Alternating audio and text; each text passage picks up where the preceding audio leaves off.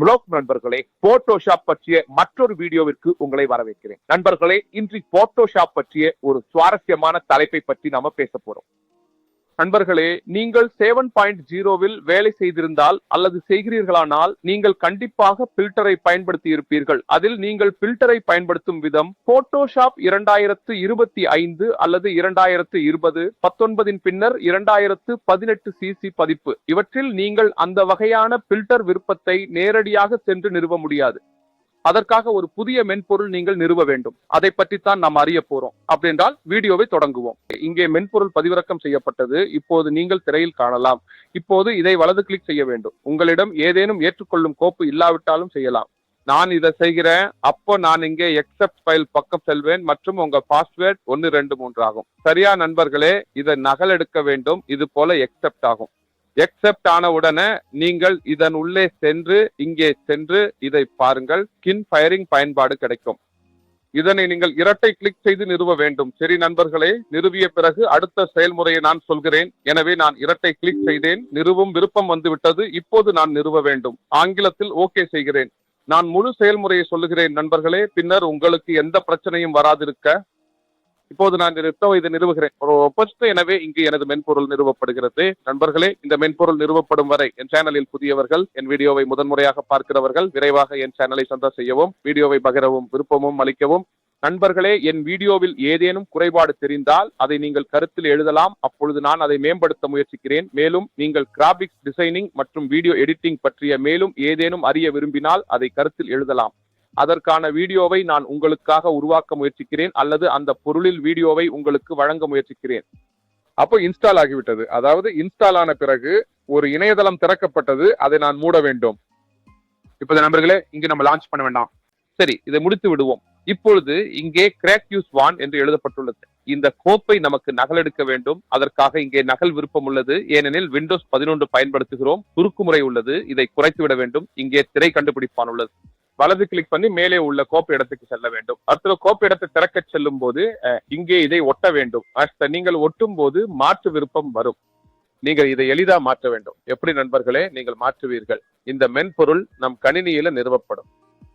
சரி நண்பர்களே, இப்போது நமது மென்பொருள் வேலை செய்கிறதா என்று பார்க்கலாம். போட்டோஷாப்பில் செல்கிறோம் மற்றும் இங்கே எந்த ஒரு புதிய கோப்பையும் எடுக்கிறோம். இது நாம் டெமோவாக ஒரு புதிய கோப்பை பயன்படுத்தியுள்ளோம். இப்பொழுது பார்க்கிறோம் நமக்கு இங்கே வரவில்லை. ஏன் வரவில்லை நண்பர்களே? ஏனெனில் போட்டோஷாப்பை நாம் ஒரு முறை முன்பே திறந்திருந்தோம். அதனால் இங்கே வரவில்லை. ஆகவே இப்பொழுது இதை மீண்டும் திறக்க வேண்டும்.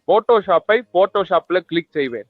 நான் இதை மீண்டும் திறக்கிறேன். நண்பர்களே, விரைவில் சப்ஸ்கிரைப் பண்ணுங்கள். பெல் ஐகானை அழுத்தி லைக் பண்ணவும். நண்பர்களே, நான் மீண்டும் முயற்சி செய்கிறேன்.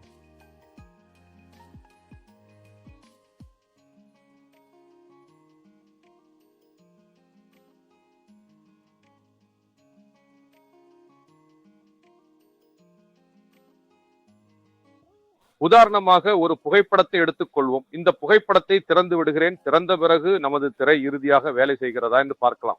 இங்கே உங்களுக்கு பிளக்கின் விருப்பம் காணப்படுகிறது. பிளக்கின் பாலன்ஸில் செல்லலாம். நீங்க பில்டர்ல செல்லலாம். பில்டர்ல செல்ல நீங்க பாருங்க, புகைப்பட டூல் பாக்ஸ் காணப்படுகிறது. முன்புறம் உங்களுக்கு ஸ்கிரீன் ஃபைனல் விருப்பம் கிடைக்கும்.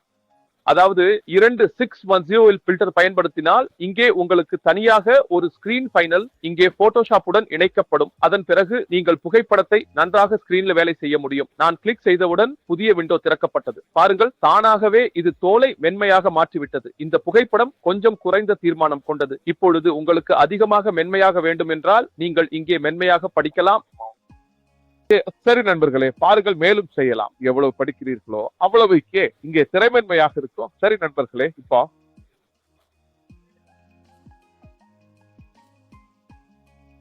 இப்போது நீங்கள் வரும்பொழுது இங்கே திரையில் உள்ள விவரங்கள், உதாரணமாக இங்கே எலும்பு விவரங்கள், இவையும் இங்கே நீங்கள் காணலாம்.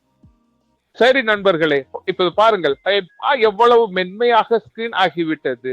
இப்பொழுது உங்களிடம் மேலும் பல விருப்பங்கள் உள்ளன. கீழே வந்தால் இங்கே ஐபேக்கிலிருந்து நீங்கள் இங்கே அளவை அதிகரித்து இங்கே உள்ள டார்க் சதவீதத்தை குறைக்கலாம். பாருங்கள் குறைந்து கொண்டிருக்கிறது.